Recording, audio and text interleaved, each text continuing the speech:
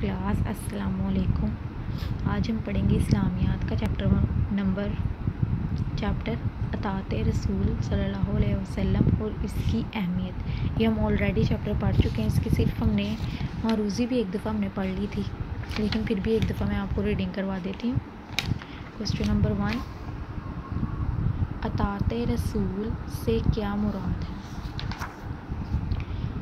अताअत के मायने हुक्म मानने या पैरवी करने के हैं। अतात रसूल से मुराद ये है कि हम ज़िंदगी के हर मामले में हज़रत मोहम्मद सल्लल्लाहु अलैहि वसल्लम की पैरवी करें और इनकी तालीमात के मुताबिक ज़िंदगी गुजारें।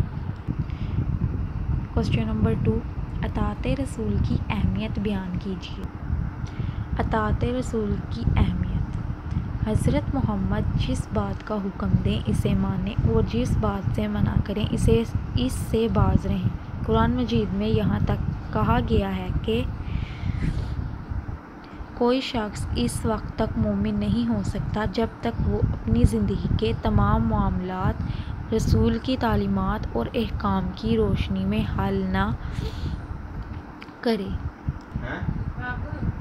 अतात रसूल के क्वेश्चन नंबर 3, अतात रसूल के हवाले से सहाबा कराम का क्या तर्ज़ अमल था?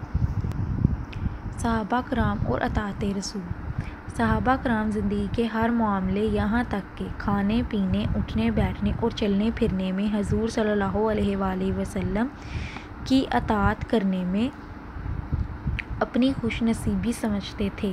सहाबा कराम इस हकीकत से आगाह थे कि अल्लाह की रज़ा और खुशनुदी इसी वक्त हासिल होती है जब रसूलुल्लाह सल्लल्लाहु अलैहि वसल्लम की दिल से अताअत की जाए।